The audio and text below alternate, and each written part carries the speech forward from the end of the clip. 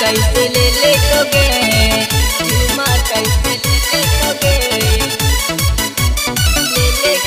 Music by Tinku Tufan। चुमा कैसे ले लोगे, बात बात में तोरा कैसे फूस ले लिखोगे, बात बात में तोरा कैसे फूस ले लिखोगे। गया जिला के छौड़ा तोरा, गया जिला के छौड़ा तोरा चुमा कैसे ले लिखोगे। कठौतिया के छौड़ा तोरा चुमा कैसे ले लिखोगे। कठौतिया के छौड़ा तोरा चुमा कैसे ले लिखोगे, चुमा कैसे ले लिखोगे।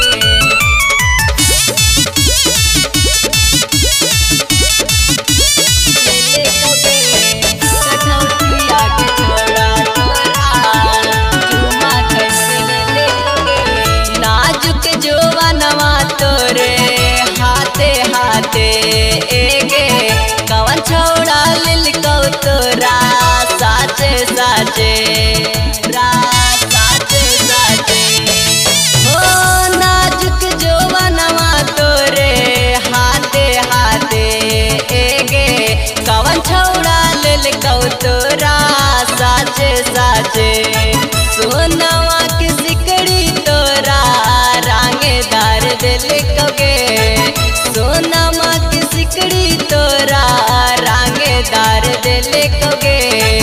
गया जिला के छौड़ा तोरा, गया जिला के छौड़ा तोरा चुमा कैसे ले लिखोगे।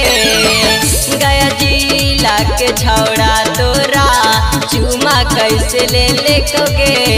कठौतिया के छौड़ा तोरा चुमा कैसे ले लिखोगे, चुमा कैसे ले लिखोगे।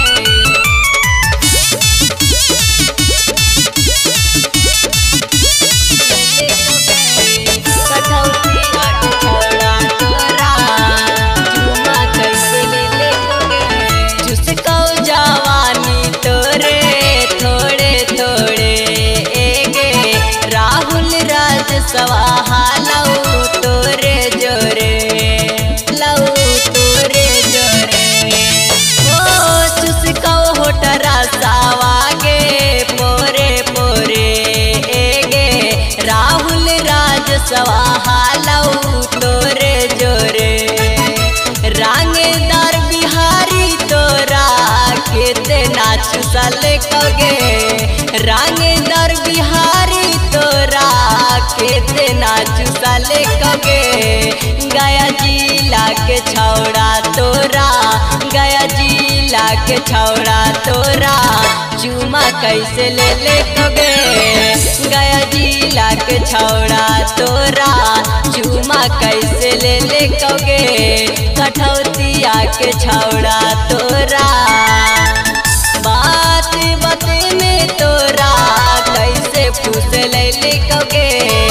गया जिला के छौड़ा तोरा, गया जिला के छौड़ा तोरा चुमा कैसे ले लिखोगे। कठौतिया के छौड़ा तोरा चुमा कैसे ले लिखोगे। कठौतिया के छौड़ा